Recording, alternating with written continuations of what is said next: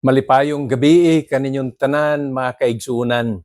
Padayon ko nga nagaampo ug nagalaom kay dinhi karon sa katapusan nga bahin sa ingredients of prayer ang ato dinhi nga handom nga ang atong pagampo dili na dinalian, dili na tungod kay naalan tay panginahanglan, apan dinhi karon makita nato ang usa ka pahamutang na hanay nga klase sa pagampo. Ang katapusan mga kaigsunan nga buot na akong idugang may tungod sa mga ingredientes pagampo. Makita dinhi sa Matthew chapter 26 verse 42. He went away again the second time and prayed, saying, O my Father, if this cup may not pass away from me, except I drink it, thy will be done. Ang Dios magapanalangin sa mga pulong nga atong gibasa. Hibaw ba mo asa ang eksena o asa natabo kining maong gisulti ni Ginoong Kristo? Mao nitong panahon nga naa siya sa hardin sa Getsemani. He was in the Garden of Gethsemane, unya nagaampo siya. Hapit na to. Kadtong si Judas miadto sa mga Sanhedrin, unya misulti nga mauni ang siya guide adto. Nya moingon siya mauni ang akong agalon kinsa akong halukan mao man ang ilang greetings kanadto. Mauna siya ug motoy dakpon. Karon si Ginoong Kristo nagampo. Mga kaigsunan, kung nahimo ni Ginoong Kristo nga mao ang Kristo kun ang Mesiyas, labaw na nga kinahanglanon nato ang pagampo. Apan, ato ni nga hinumduman nga ang prayer nga gihimo ni Ginoong Kristo usasad ka maayong ihimplo alang nato kay sa diha nga hapit na siya dakpon ang Mesiyas, ang Kristo nasayod po na. Kaya mo man na ang deity, ang pagka-Diyos ni Ginoong Hesus makita sa iyang pagka-Kristo. Busa nasayod siya sa mga pangitabo. Ingon siya, kung imong itugot, kuha aning kupa. Lisod pod, o sa pagkatao, si Hesus, bation po niya ang kasakit sa iyang misyon. Nga ilansang siya dito sa cross, di lang physical pain. Iyagaan siya, luwaan siya, ingan ang iyang dangatan. Busa ang iya, nga kung pwede, dili na ihatag siya ang kupa. The cup stands for pain and suffering. Apaningon siya, kung mao man ni imong kabubuton, nan, ang imong kabubuton maoy mamatuman. Thy will be done. Sa atong kinabuhi mga kaigsunan ug sa atong prayer life, mauni ang importante nga bahin nga atong pagahinumduman. Nga sa pagampo, di man ta makademand sa Ginoo. May numduman niyo, milabay natong Miyerkules nga leksyon, don't demand. Make a petition. Apan karong gabi ang idugang nako mauning kinaiya. Submission. Nga kita mupasakop kung unsa ang gimbutan sa Ginoo. Kay mga kaigsuunan, hinumduman kini nato. Ang atong mga plano nga maayo, di pa na makatupong sa maayo nga plano sa atong Dios. Kay ang iya dili mas maayo lang. Ang iya maoy pinaka maayo. So learn to submit to the will of God. I would 1,000 times rather than God's will should be done than my own. Mauto ang mga pulong ni Dwight L. Moody. Inala siya nga Kristohanon unya mainampuon. Ang iya gyud nga gipahatag nato nga leksyon. Mas maayo mo pasakop sa kabubuton sa Ginoo kaysa sa ako. Sa nilibo kahigayon siya mas maayo nga ang kabubuton sa Ginoo mo'y matuman kaysa sa ako. Limitado ra gyud ta kay mga kaigsunan. Karon ni ay lain gikan sa giila nga Prince of the Pulpit C.H. Spurgeon. May tungod sa submission in prayer.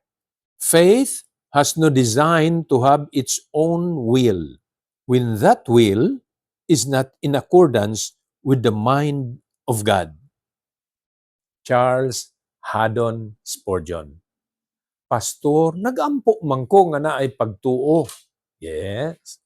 Kaya ang pagtuo lagi nga atong gina-apply sa mga Kristohanon ay mutuog yun ko. Sulbaron yun ni sa Ginoo. Iya yun ning tubagon. Naisaad nga ingon na ang Ginoo.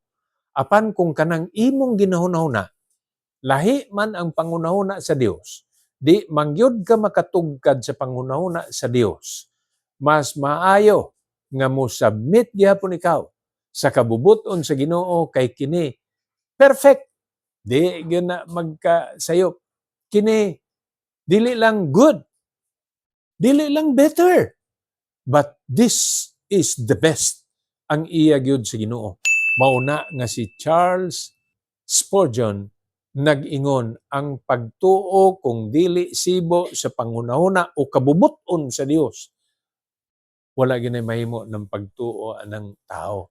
Musubay sa ta, musubmit sa ta. Mao bitaw na nga misilabay Miyerkules ang ato dili mo demand apan magtuuntang mo hangyo petisyon. Unya karon mo submit o mo pailalom kita sa kabubuton sa Ginoo. Si Ginoong Hesukristo gani mao na ang iyang gihimo. Lisod ang iyang pag-atubangon. Siya mo pasan sa kaugalingon niyang cross, siya ay galansang.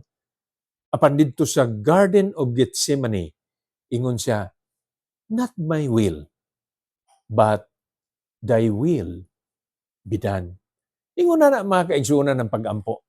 So ako nga i-summarize para makita ginato nga ang atong pag-ampo dili lang kadtong Peter nga klase nga pag-ampo. Lord save me. Well, God answered it. God answers simple prayer, pero magtuon ta nga mahanay ang atong pag-ampo. Magtuon kita nga ang atong pag-ampo tiniman-an sa pagtubo nato spiritual diha sa pag-ampo. Someone said, prayer is in the contact of a living soul with God. Ingon na manggod ang atong pananaw.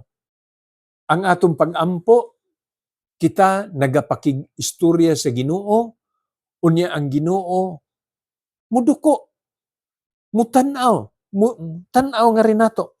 He will stoop to us and see our human frailties. He listens to our prayer. Dili unta ta magkulang mga kaigsunan may tungod ining pag-ampo sa mga Miyerkules nga nahanay ang maong mensahe na tudluan ta unsay angay himuon kung mag-aampo. Apply this truth. Kining maong mga kamatuoran magamit unta gayud nimo ni. Niya paylain nga angay natong hinumduman. Samtang ang pulong sa Ginoo mo'y nagahatag sa ato og guidance.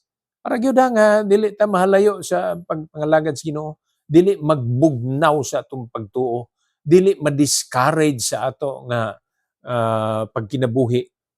Ang pag-ampo mao'y kinahanglanon nga ang connection na agihapon. Muna mutuo ko ni anang less prayer, less power. No prayer, no power po. Mao na nga didto ta sa more prayer para more power. Sa atong Christian life, mao manggod ni ang duha ka importante nga mga butang. When we talk about two essential things in the Christian lives, the Word of God, because He talks to us through His words. And then, prayer for a Christian, because we communicate to God through prayer. Muna nga iparis yun na, mutuon man tas bala ang kasulatan, ang atong baruganan may tungod sa pag-ampo, gibasis bala ang kasulatan, apan ayaw paghikalimot. The Bible, and then prayer.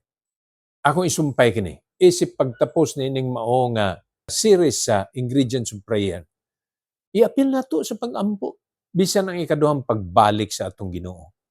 Pray for the second coming of the Lord Jesus Christ.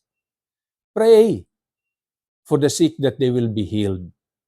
Pray that Christians will continue to not to wax cold, but to be strengthened in the faith and pray for your own family.